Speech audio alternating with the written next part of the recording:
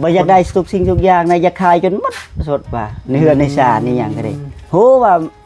เขาซอยเฮาคือมาเจ้าซอยก็แบบมันขาดสติแล้วเนาะบ่อยากขาดสติรุดแล้วบ่ได้สนใจหยังอ่ะบ่แม่นอ๋อรถไทยนี่ยังบ่ได้แพงยังบ่ได้เพเนาะโดยมีแต่ใส่น้ำมันเครื่องนั่นแหละใส่น้ำมันเครื่องแล้วก็ใส่น้ำมันดีเซลลงไปเนาะโดยปิดได้โดยมันเป็นว่าอยู่บ่อยู่ตายเอาตะกี้ข่อยก็จอดอยู่นอกนั่นแหละก่อนนั้นน้ำมันเครื่องมันบ่มีถึกน้ำข่อยเป่งออกก็ถือว่ายังใช้งานได้อยู่เนาะโดยตามปกติคือการขาดไทยมีครบเบิดบ่มีพบนะจะขาดมันจะอยู่ข้างในแล้วว่าฮะเอาคนหลักไปแล้วพ่อจ้าเอา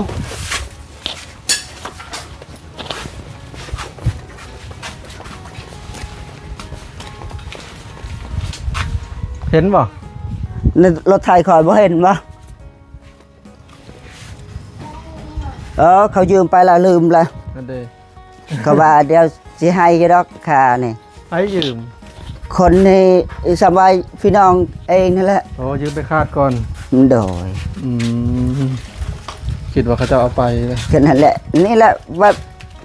ถ้าเขาบอกส่งนี่ก็ลืมไปเลยทั้งสี่เนี่ยนะให้ชิว่าไปหาเงินจักสิหาจังได๋กระลูกก็เบิ่งนี่เขาแอวจังซี่เฮาก็บ่แม่นสมัยว่าไปเฮ็ดงานนำเขาเสียบ่อยากเอาเงินเขากินแห้งคนอีกเนาะเพิ่นอยากได้เงินเฮ็ดได้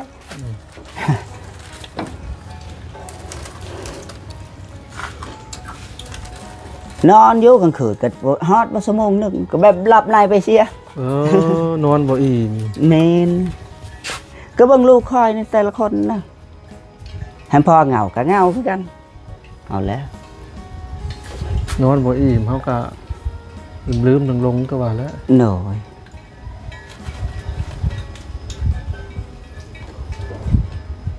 แบบกี่คานจะเข็ดยังนะเบาไปเบามาแบบคนเขาอยากได้เลยนะทุกสิ่งทุกอย่างแม่นบ่แม่นให้อยากทิ่มก็ชื่อจะได้เขาซอยแล้วปะนี่ค่าแบบบ่อยากได้ทุกสิ่งทุกอย่างนะอยากขายจนหมดสดว่าในเฮือนในศาลนี่หยังก็ได้ฮู้ว่าเขาซอยเฮาคือมาเจ้าซอยก็แบบมันขาดสติแล้วเนาะบ่อยากขาดสติรุดแล้วบ่ได้สนใจหยังอ่ะบ่แม่นมื้อนี้ก็คิดแต่ลูกนั่นแหละมันได้ลูก2คนสิกินหยังเนี่ยมื้อนี้เฮานี่มันสิเพลินไปเลยเด้อมันคิดหลายเนี่ยละเลรอเฮาคนใหญ่เอาจำมักพริกก็ได้จำเกลือก็ได้กินกับเขาชิบกินหน่อยมีแต่ก็ผ้าขึ้นจุดซุ่มตลอดไปตลาดถ้าเราเมื่อยเราก็น่าจะกลับมาเบิ่งแม่นแต่ฮอดปีแล้วเฮาก็จุบ่อยากเอาบ่แม่นก็ประมาณนี้ละปานนี้เฮาเลี้ยงลูกก็สิเริ่มใหญ่ขึ้นละบัดนี้เฮาหมดแต่ตอนนี้ซ้ำได้ล่ะให้เขาอยากมาอยู่นำคอยมื้อนี้คิดไว้นั่นก็บ่ต้องมาบ่ต้องไปผิดกันอย่างใดแม่นบ่นี่ให้คิดว่าอยู่ปี1 2ปีคอยก็นั่นผัวเก่ายังคิดฮอดโอ้ยโหว่าบ่ใหญ่สมมุติว่าค่อยเลี้ยงแต่ซ้ำนี่ลำบากทุกลำบากซ้ำไรเนาะนั่นปี1นี่ก็ใหญ่ขึ้นแล้วบัดนี้พวกนี้คอยหมดเงินจากล้านแหละทั้งทีลำบากซ้ำไรอีกอันนี้ไปหาปู่หาป้าไปซอกก็4ก็โคมีแต่น้ำตาไหลตลอดเนาะมีแต่ให้หมดปันลูกเห็นกี่สิก็ซ้ำว่าอยากเอาแล้วนะขึ้นบ่ได้นึงเนาะแบบว่าคนเขาเสียใจแล้วเสียหมดนึกคิดเลยเอาขนาดเห็ดนี่แทบนี่เห็ดปวกออกเจ้าของไปก็บ่เห็นซ้ำก็มีเนาะก็ไปเยื่องกันก็แบบตามันเกิดว่าใจเขามันมั่วไปหมดแล้วแต่ว่าป้าเจ้ายังเก่งดีแต่ว่ายังสติได้ลูกเบิ่งลูกเจ้าของยังน้อยว่ะผู้ลุงคนก็ว่าบ่ได้ได้แน่ฮะลิแต่คอยว่าเฮ็ดอะไรคอยบ่ติ้มลูกไปทางใดก็แล้วแต่คอยเอาไปหมด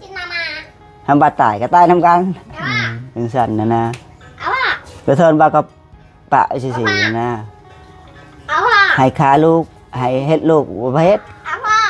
มีกระเทินพาแม่เขาอันนั้นปะแล้วเนาะเขาปะให้เฮาแหละให้เลี้ยงเอาเดือบก็ใหญ่มาจะเนาะก็เขาเลี้ยงพอก็มีอีก เอ้าบอกคนคออยากได้ชื่ออึดยังตอนนี้ เขาว่า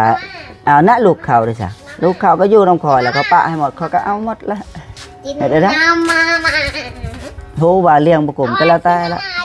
เช็ดจะได้อดเอาโอเคแหละแก้วจังได้ก็สู่ซนต่อไปเพิ่นก็ยังลืมเมียเพิ่นบ่ได้พี่น้องแม่นเฮ็ดจังซี่เฮาก็ลืมบ่ได้แบบเฮ็ดหยังก็บ่อยากเก็บนะให้มัน6เสียในเฮือนเองจังซั่นเสียใจเนาะคนเสียใจเป็นลักษณะแบบนี้แหละเนาะพี่น้องเทื่อกับมื้ออื่นมื้อจะน่ะเขาเก็บมื้ออื่นก็เฮ็ด6คือเก่าอีกคนเฮาเสียใจ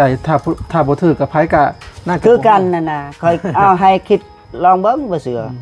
ข้อยก็เคยเห็นอยู่คนอกหักนะบ่ได้เฮ็ดหยังเฮือนหกเขาตั้งสติบ่ได้ผู้บัดคือมาเจ้าเพื่อนเงินเองเฮ็ดเองนี่ให้ใช้ได้บัดคอยคิดว่าเอาคือใจคอยเนาะคอยสิเปิดเผยหมดเงินก็บ่เป็นเงินคอยแค่ข้าวสวยเขาสิเฮ็ดหยังก็เฮ็ดเอาว่าก็สิใช้ได้อีกก็ได้น่ะก็ซ้ำเงินเจ้าของแล้วก็มาสวยเฮาแล้วมันนี่ยังเฮ็ดบ่ถูกล่ะว่าฮู้ว่าอยากได้น่ะหันถ้าว่าประสบการณ์อันนั้นเฮาสตั้งหลักสติได้เฮาก็เปลี่ยนปอกตัวได้เมียเว้าก็ยอมรับให้เป็นปอกเป็นแปลกเปลี่ยนทุกอย่างเนาะเอาน้ำมาให้เพิ่นนะฮะอันนี้เฮ็ดได้อย่าจะเอาหยังข้าวเบิ่งนึงแต่มื้อนี้เคยกิน3มื้อ4มื้อข้าวก็บ่ได้โอนมาเช้านี่แต่เมื่อวานนี่พี่น้องสำหรับที่นี่บ่พอก็สิได้เหตุผลที่เจ้าอยากขายรถไถฮะอยากเอาเงินมาเลี้ยงลูกบ่โดยนึกว่าขายรถปึ๊บจะเฮ็ดจังซั่นแล้วรอแล้วได้เทมลูกสิไปตามเมียบ่ไปบ่ความหมายข่อยเป็นนั้นก็คือสิเอาไว้เลี้ยงลูกโดยเงิน10 ล้านนี่ได้บ่5 เดือนเนาะกว่าก็ว่าเคยคิดประหยัดบ่แม่นก็นำว่าเจ้าของคนใหญ่อยากย้ายก็บัดนี้ชื่อเสียได้นะบัดนี้ให้หมดนี่ก็เฮาก็หาบ่ได้นึงมันคิดตอนลูกนั่นแหละคือแต่ก่อนเนี่ยแม่เลยว่าเฮามีเงินอะไรก็จนหมดรถบ่ามีล้านกับจ่ายหมดล้านมื้อนึงมื้อนี้ตอนนั้นก็ยังครอบครัวสุดหวาเนาะมื้อนี้พอดีเอาตอนนี้ดินี่ก็คืออยากลำบากจนที่สุดเพื่อจะมาเลี้ยงลูกเนาะแต่น้องเขาบ่ให้ขาย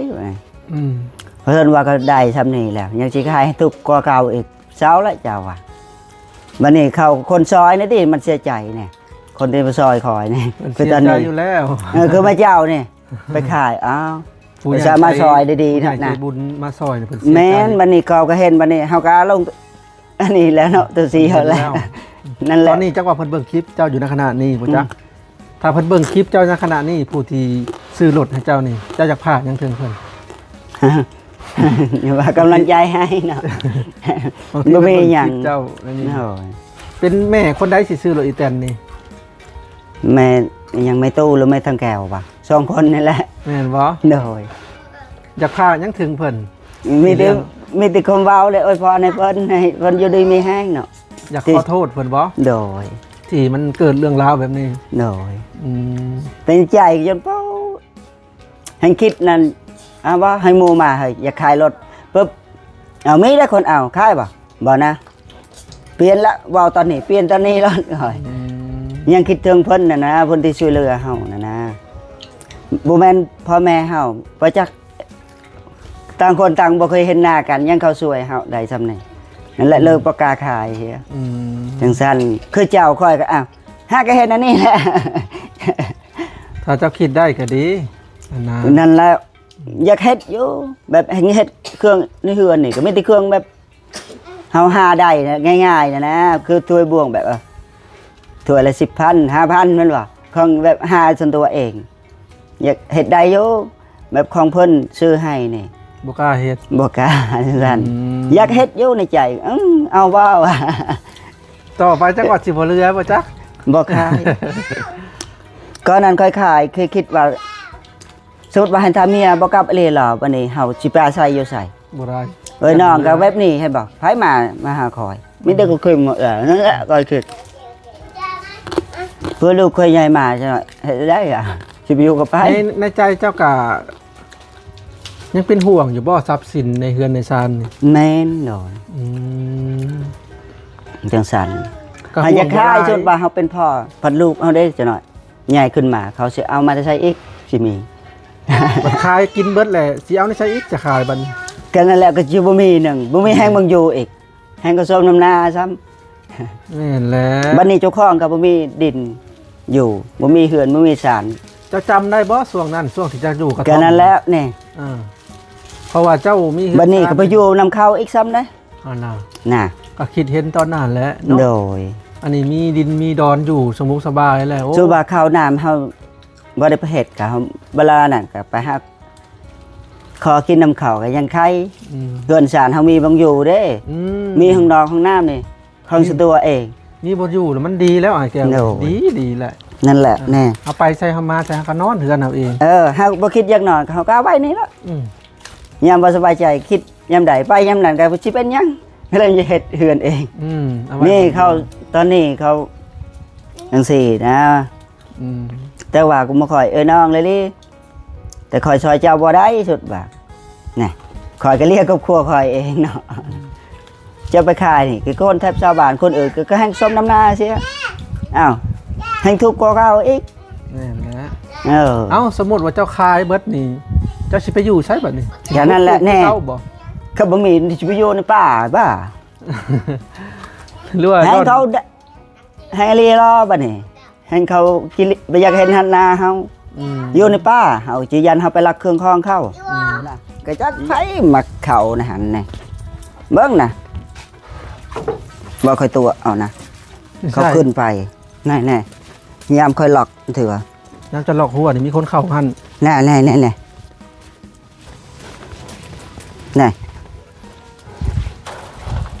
บัดเขาห้อยตีนเขาเหยียบ คนปีนเขาเนาะ เออ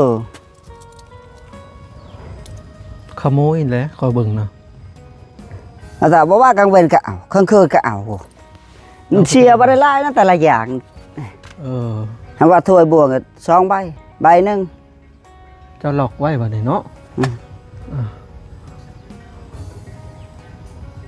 ที่บ่หลอกนับแต่รถคอยนี่มันเขาเฮ็ดตัวทีบรถจักร อืม นั่นบันเหยียบนั่นพอได้เครื่องไม้ก็ได้ของใหม่บันอย่างนั่นไฟโคกอีกนี่แต่ก่อนมันลดแล้วนี่จะไปซื้อ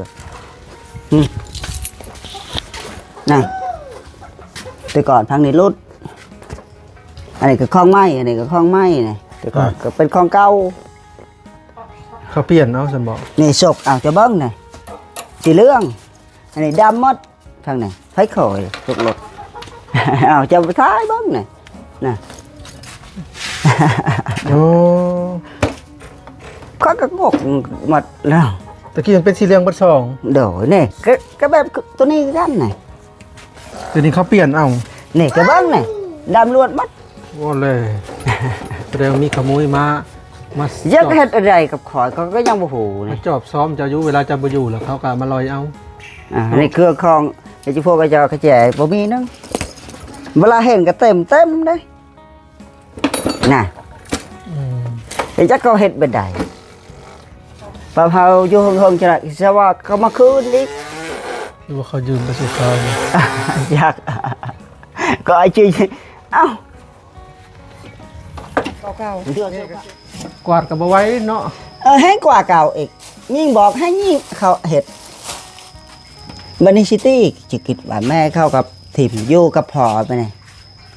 ก็เลยบอกกล้าเห็ดเขาเสียอยากเห็ดอยู่มีแต่หายเสียงดังซะบ่ได้เอาไม้ตีเขานึงอันนั้นปะแล้วเนาะเขาปะให้เห่าแหละให้เลี้ยงเอาเดือพระกุญใหญ่มาจะเนาะก็เขาเลี้ยงพ่อก็มีอีก เอาบอกคนคออยากได้ชื่อยังตอนนี้ เขาว่าเอานะลูกเขาเลยจ้ะลูกเขาก็อยู่น้ำคอยแล้วก็ปะให้หมดเขาก็เอาหมดแล้ว เฮ็ดได้ฮู้ว่าเลี้ยงบ่กลุ่มก็แล้วแต่ละเฮ็ดได้อดเอา เอาโอเคแหละแก้วจังได้ก็สู่ซนต่อไป เนาะ สำหรับคลิปนี้มาพรกับสิได้ขอตัวลำลาก่อนนะพี่น้องก็คือสำหรับคลิปนี้ อย่า แหละ เฮ็ดดีเร็ว เข้ามาอัปเดตวิถีชีวิตของเพิ่นเนาะ เนาะ กับเรื่องราวของเพิ่นก็ยังลืมเมียเพิ่นบ่ได้นะพี่น้อง แม่นเฮ็ดจังซี่เฮาก็ลืมบ่ได้แบบเฮ็ดหยังก็บ่อยากเก็บนะให้มันหกเสียในเฮือนเอง อืม จังซั่น เสีย เนาะ ใจเนาะ คนเสียใจเป็นลักษณะแบบนี้แหละเนาะพี่น้อง เอาเทื่อกับมื้ออื่นมื้อจะน่ะเคยเก็บมื้ออื่นก็เฮ็ดหกคือเก่าอีก อืมคนเฮาเสียใจถ้าบ่ถือกับไผก็น่าจะ คือกันนั่นน่ะค่อยเอาให้คิดลองเบิ่งบ่เสือ ข้อยก็เคยเห็นอยู่คนอกหักนะบ่ได้เฮ็ดหยังเฮือนหก อ้าว เขาตั้งสติบ่ได้ อ้าว เลย ผู้บัดคือมาเจ้าเพื่อนเงินเองเฮ็ดเองนี่ให้ใช้ได้บัดคอยคิดว่าเอาคือใจคอยเนาะคอยสิเปิดเผยหมดเงินก็มันเป็นเงินคอยแค่ข้าวสวยเขาสิเฮ็ดหยังก็เฮ็ดเอาว่าก็สิเสียดายอีกก็ได้ อืม น่ะก็ซ้ำเงินเจ้าของแล้วก็มาสวยเฮาแล้ว นี่นะ มันนี่ยังเฮ็ดบ่ถูกล่ะว่าฮู้ว่าอยากได้น่ะหันถ้าว่าประสบการณ์อันนั้นเฮาสตั้งหลักสติได้เฮาก็เปลี่ยนปอกตัวได้เมียเว้าก็ยอมรับให้เป็นปอกเป็นแปลกก็เปลี่ยนทุกอย่าง แก้ว เนาะ เอาน้ำมันมาให้เพิ่นนะฮะ อันนี้เฮ็ดได้ ดีไป อย่าจะเอาหยังข้าวเบิ่งหนึงแต่มื้อนี้เคยกิน3มื้อ4มื้อข้าวก็บ่ได้โอนมื้อเช้านี่แต่เมื่อวานนี่ พี่น้องสำหรับคลิปนี้บ่พอก็สิได้ขอตัวจบคลิปเพียงเท่านี้ก่อนนะพี่น้อง หึ เอาไว้คลิปหน้ากินน้ำกันนะ นั่นแบ่งกันลูก บ่นอนอีกบ่ ปลาแดกคอยนะเอาบ้างนั่นน่ะเพื่อนน่ะบ่อยบ้านเขาเสียบใหม่บ้านเขาล็อกประตูนะคือจะเปลี่ยนใหม่อีล่ะค่อยไปเมื่อคืนน่ะบ่ไม้ใหญ่น่ะเด็กจะเอาบ่เสือลองเบิ่งนั่นน่ะไม้น้อยๆเขาเสียบไว้นั่นได้สันสองนะ